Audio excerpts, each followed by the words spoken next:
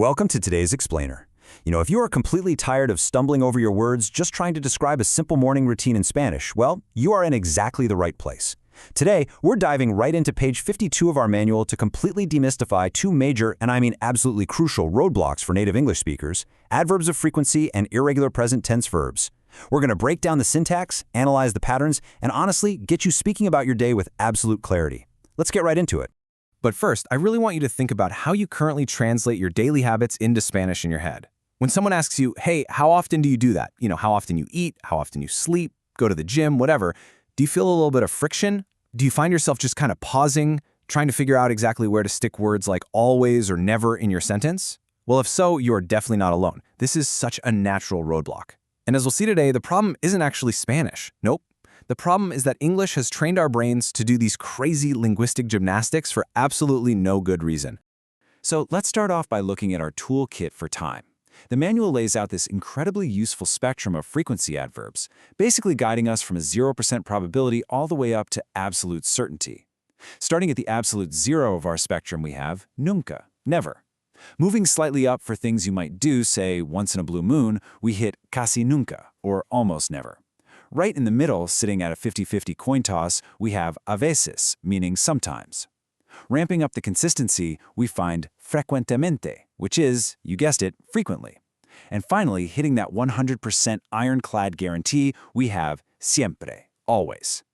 You'll really want to memorize this spectrum, because these 5 words, they're literally the engine that will drive your daily routine descriptions.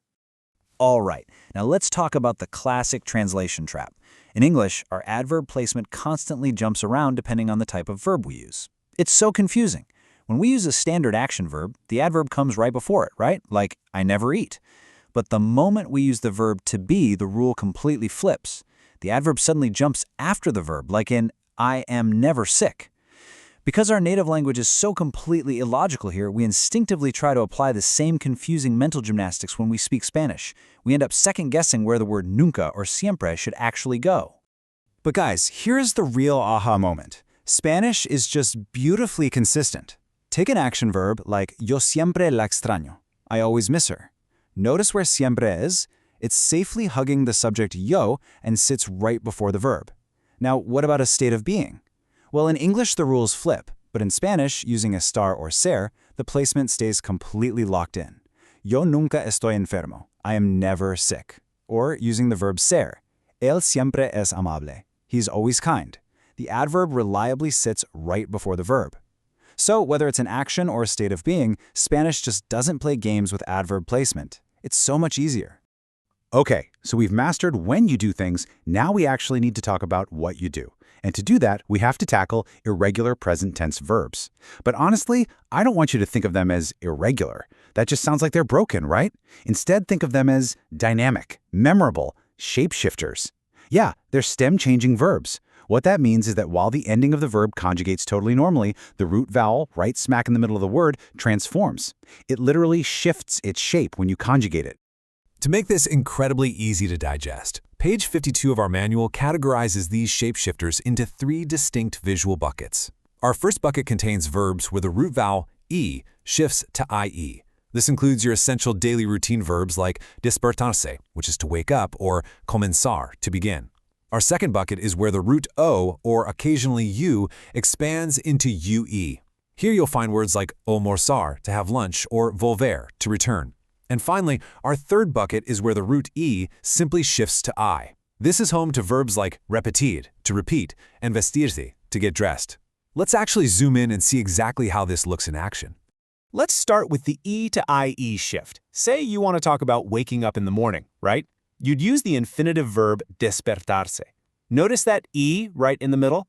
Well, when we conjugate this for the first person, I, we absolutely do not say yo despierto. No way. That E shapeshifts. It kind of cracks open and becomes an IE. So it beautifully transforms into yo despierto. Listen to the rhythm of that shift. Despertarse becomes despierto. That exact same rule applies to other verbs in this bucket too. Entender, to understand, becomes entiendo. It's a very predictable, really satisfying rhythmic transformation. Next up is our second shapeshifter category, the O or U to UE shift. This one is absolutely crucial for talking about midday routines. Let's take the infinitive almorzar, which means to have lunch. We easily spot that O in the stem. When we conjugate it to say I have lunch, that O stretches out, it expands into a UE, so almorzar becomes yo almuerzo. And if you have a U verb, like jugar, to play, it smoothly expands to juego. Think about how often you use words in this category. Encontrar, to find, becomes encuentro. Seriously, once your brain accepts this expansion pattern, a huge portion of conversational Spanish just unlocks for you. And finally, we have our third bucket, the E to I shift. I promise this one clicks into place very easily. Let's look at the infinitive repetir, to repeat. Here, that middle E simply condenses down into a sharp I, so repetir becomes yo repito. If you want to say I ask for, you take pedir and it shapeshifts into pido. Or if you're talking about your morning routine and want to say I get dressed, you take the reflexive verb vestirse, apply that sharp E to I shift, and say me visto. See? Piece of cake. So, let's reveal the ultimate payoff of this explainer. We are going to seamlessly combine our frequency adverbs with our shape-shifting verbs, and just look at how elegantly simple this becomes. You've totally eliminated the English guesswork here. You want to say, I always wake up? Easy. We take siempre, slot it right after our subject, and add our E to E conjugated verb. Yo siempre despierto. Beautiful, right? You want to say, I frequently have lunch? Grab frecuentemente, grab your O to UE verb, and boom, yo frecuentemente almuerzo. By just mastering these two simple formulas from page 52, you can now express incredibly rich, complex daily routines with absolute grammatical confidence.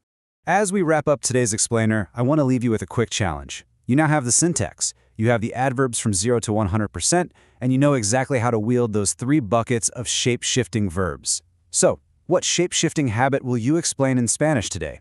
I want you to look at your own routine, completely drop the English mental gymnastics, and just start narrating your day using these exact frameworks.